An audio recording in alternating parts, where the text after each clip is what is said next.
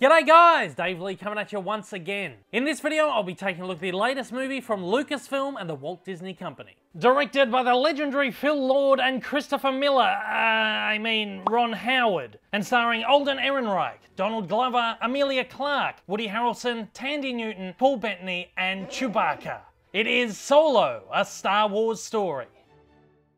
This latest edition in the Star Wars storyline of spin-off movies, following 2016's Rogue One, finds us catching up with Han Solo, our favourite smuggler from the original trilogy, on an early adventure set somewhere around 8 years before Star Wars Episode 4, A New Hope. Without giving away too much on the plot, Solo sees Han, a struggling young pilot living in the shipyards of Corellia, join a team of rebellious ragtag delinquents on a mission which finds them venturing into the criminal underworld of the Star Wars universe. Along the way, Han meets his lifelong pal Chewie, his frenemy Lando Calrissian, and comes into first contact with his prized possession, the Millennium Falcon. Okay, before we get into my thoughts on this movie as a whole, we need to address the elephant in the room. That is, of course, the movie's performances, specifically that of Alden Ehrenreich as Han Solo. The biggest worry for me and many others going into Solo was how Ehrenreich was going to pull off playing such an iconic character and one synonymous with the performance of Harrison Ford. For me, I've never really had a problem with someone else playing Han. I believe that all literary characters should be allowed to be embodied by different artists over time. But I also felt that if Ehrenreich failed as Solo, the rest of the movie would crumble around him. Luckily, Ehrenreich surprisingly manages to capture the essence of the character. The facial expressions, the gestures, and at times even the voice, and he manages to do it without delivering a Harrison Ford impersonation. And to me, that's the perfect way to play this character. Not a straight up impersonation, but an embodiment that is believable that this is the same character, just 8 years junior. Yes, I will admit that it does take a little while to get used to the fact that such a fan favorite character is being portrayed by a completely different actor, but after a little while I found it really easy to get lost in Ehrenreich's performance and found myself really buying that this guy is Han.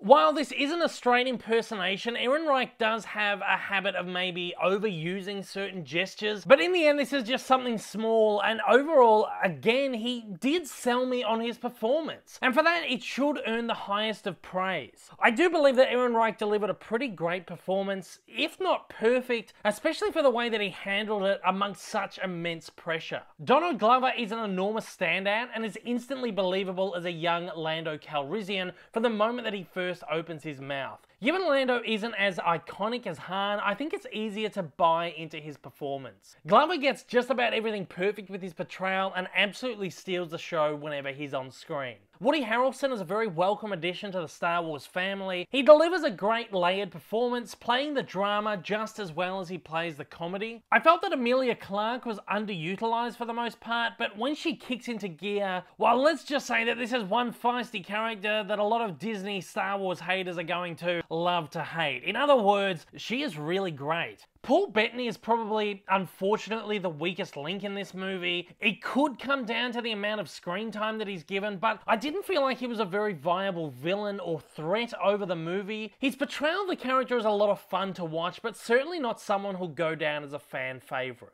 As for the movie itself, I really enjoyed my time in Solo. It's certainly not the best Star Wars movie ever made, but it's far from being the worst. Solo has a fairly good story, which adds up to a really fun action-adventure ride, and next to the original trilogy, this is probably the most fun Star Wars movie. It's light entertainment and not much else, and it never really tries to be. In fact, this is a really welcome move, considering it follows The Last Jedi and Rogue One, both of which were fairly dark and heavy movies. It's nice to have a little change of pace and tone. The movie's narrative is a little messy and jumps all over the place constantly, but it's nothing too distracting or confusing, just something that hinders on the movie a little bit. Stylistically, it's pretty hard to distinguish the Lord and Miller moments from the Howard ones, which is really only a good thing, because often the involvement of too many chefs in the kitchen can lead to a movie that just seems to be too many things at once. I love the style and tone of this one. It feels very much like a classic western, following the typical beats of something like The Good, the Bad, and the Ugly, and using certain tropes like a ragtag team-up,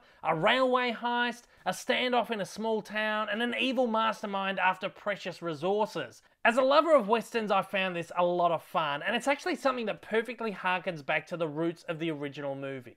The movie does of course have a little bit of humour, but it's very welcome and feels very organic, which is great considering the humour in The Last Jedi was one of the very few things I disliked about it. There's some classic Han and Chewie banter in here, and the moments between Han and Lando feel very in keeping with some of the moments from the original trilogy. I feel like some of the more comedic moments were probably the work of Lord and Miller. Even though we never really thought we needed a backstory to the elusive and enigmatic Solo, it is actually a lot of fun to experience his early exploits, and I think the movie did a really good job at both exploring and furthering his character. Everything in this feels true to Solo and even adds an extra depth to the character as well, which I really loved. I will agree that certain references and foreshadowing towards the earlier movies, or in the case of this movie's timeline, future events, felt a little bit too on the nose or a little bit too forced. Stuff like Han meeting Chewbacca and Han meeting Lando, I didn't mind, and I loved the way that the movie tied in Han's lucky dice as kind of a plot device, but there's just a lot of stuff in this movie, a lot of things that are given explanation that really just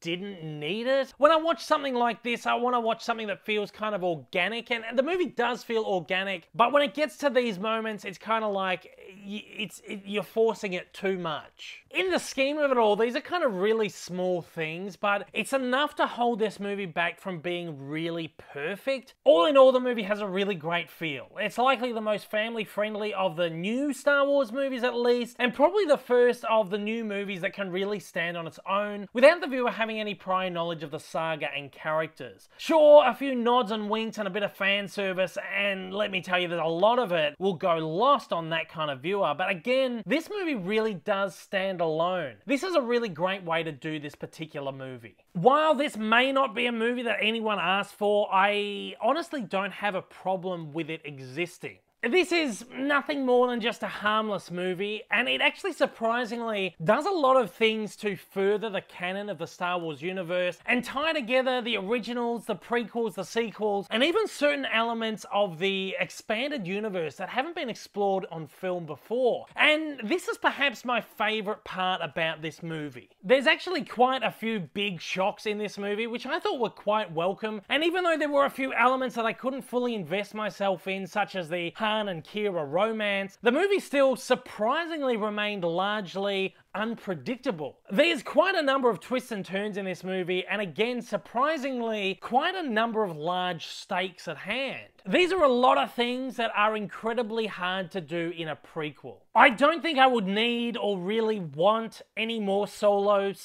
adventures, and the movie actually kind of leaves it fairly ambiguous as to whether we will get any more down the line. But this is a movie that I am nonetheless happy exists and have no problem with existing in the canon.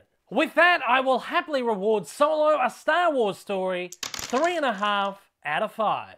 Solo: A Star Wars Story is a harmless and exciting action adventure with some great character moments, fun sequences, and all-round decent performances, and a movie which ties together the Star Wars saga in unexpected and very welcome ways. Thank you once again to my amazing friends over at the Walt Disney Company Australia for inviting me to the preview screening of Solo: A Star Wars Story for the purposes of this review, and thank you all for watching. If this is your first time viewing my channel, if you enjoyed this video and you'd like to see more like this in the future, then please hit that big old subscribe button up on your screen right now and hit that like button down below. Also, don't forget to check out my many social media accounts, and please consider supporting me over on Patreon. Thanks for watching, everybody. I hope I'll see you all again soon. Until next time, take care, and I hope you have a wonderful day.